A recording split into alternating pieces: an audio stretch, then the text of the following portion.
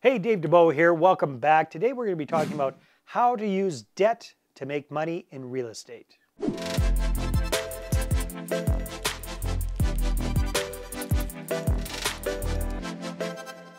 In today's video, we're going to take a simple look at how to use debt for financing to buy real estate properties. We're going to be looking at different kinds of debt.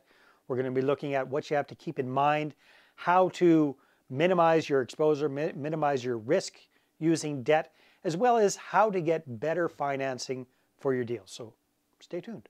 All right, so let's take a look at the different kinds of debt that are available to you for investing in real estate. So first of all, why do people use debt to buy property? Well, it's pretty obvious. If you're trying to buy for example, a $500,000 property, you have to save up a lot of money for a long time to be able to buy that all cash. So typically people are using debt to get into these high cost, high dollar amount type investments like property instead of coming up with all of the money themselves. So all sorts of different ways you can do this. You can use traditional financing.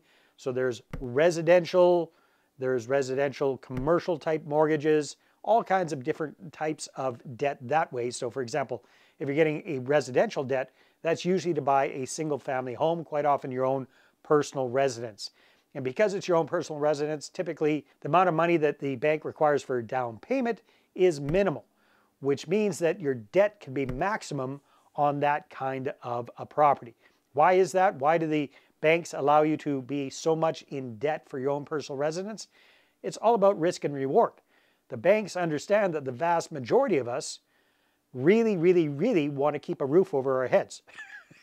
So the likelihood of us going into default and going into foreclosure for our own personal residence is very small. If we got good credit, we got good income, we can maximize our debt on our personal residence. Now, on the other hand, once you start getting into investment properties, that is a little bit riskier for the bank. So they typically want to see more of a down payment coming from us, and they're going to give you less debt on those kind of properties because they found over the years that investors are much more likely to walk away from a bad investment than from their own personal residence. So again, it's all about risk and reward for the banks. So bottom line, different kinds of debt. You've got residential mortgages, you've got commercial mortgages. So those are typically for, if you're looking at residential properties, 5 units and above. If it's 4 units below, that's residential mortgages. Then you've got different things like bridge loans. You've got hard money lenders. Again, those are lenders that aren't the bank. They are professional money lenders, but they're not as fussy as the big banks. They're not looking so much at your own personal credit worthiness. They're looking more at the property. And then you've got private lenders as well, and those are typically more like individuals who are loaning you money for a property or joint venture partners that are coming on board and doing a deal with you. So all kinds of different debt that you could look at there. So a really important consideration when you're looking at debt for buying real estate properties is your debt to income ratio. So the banks are really looking at this when they're considering whether or not to give you a mortgage for your own personal residence, or if you're buying a single family home or something that's less than 5 units. They really want to know that you personally can carry that debt. So that means if there's no money coming in from the property itself, your personal income can cover all of your expenses, all of your living expenses, your other debts, plus that debt in order for them to feel comfortable loaning you that money. Now, once you start getting up into commercial properties, the bank isn't so much looking at your credit worthiness, they're more looking at the property itself. And the whole debt to income ratio still is very important for them, but they're looking at how much money does that property generate and how much debt can it support by itself. And then they're looking at you as the guarantor. So bottom line is, whichever way you look at it, the banks want to know that you or the property generate enough income to cover all of your other expenses, and more importantly to the bank, to pay them for the loan that they're giving you. Does that make sense? So that's your debt to income coverage ratio there. So the other part to using debt to make money in real estate is finding the right property in the right location and making the right deal. This is really what it all comes down to. You want to be able to buy whatever kind of property it is that you're looking for that's going to be profitable so that you can actually pay for the money that you're going to borrow to buy that property.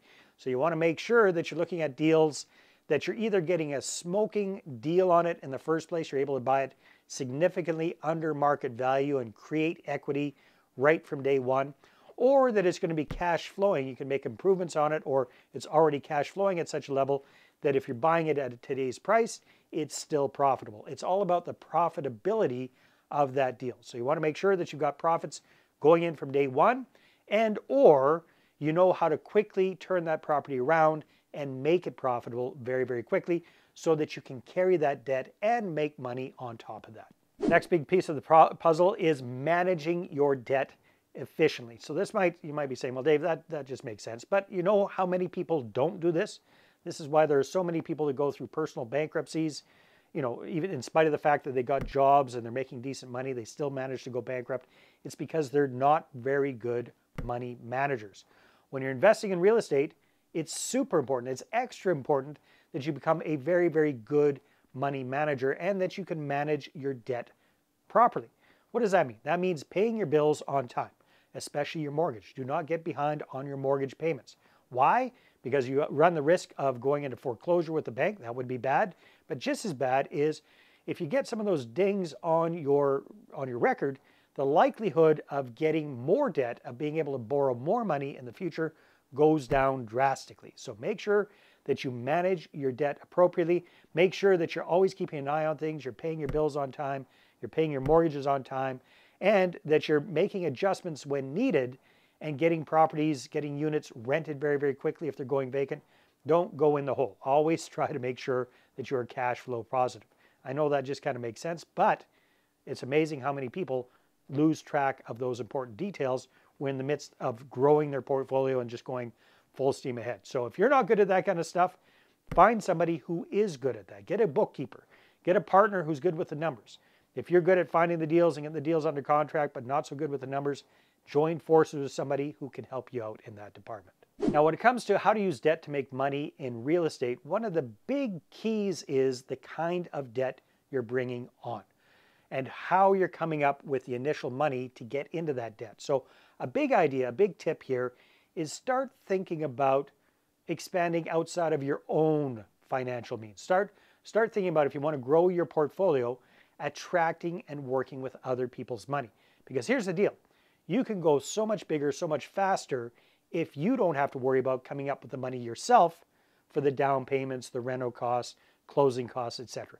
If you can get somebody else to put up that money and you just focus on finding and managing the deals, then you can just rinse and repeat, rinse and repeat, rinse and repeat. That's how the big guys and gals grow their portfolio, bringing on joint venture partners and private investors. So it doesn't need to be your money to grow your portfolio. It can be other people's money. Now, the other thing is it can be other people's credit as well. So you don't necessarily need to qualify for the financing for your properties. Your joint venture partners can bring in the money and bring in the financing, the credit to do those deals. And you join forces and you share in the profits. So if you like the idea of using debt to make money in real estate and you'd like to tap into other people's money, I've got the perfect thing for you. It's my book, The Money Partner Formula. Heck, I liked it so much I had a t-shirt made up of the same thing. So it's all about how to attract investors, how to attract joint venture partners so that you can scale your business. There'll be a link in the description below, or you can go to investorattractionbook.com to get your free copy today. So again, using debt to make money in real estate usually involves having to come up with some money for the down payment, the rental costs, the closing costs, that kind of stuff. Here's the good news. It doesn't need to be your money. It can be other people's money. Get the formula, the Money Partner Formula, today.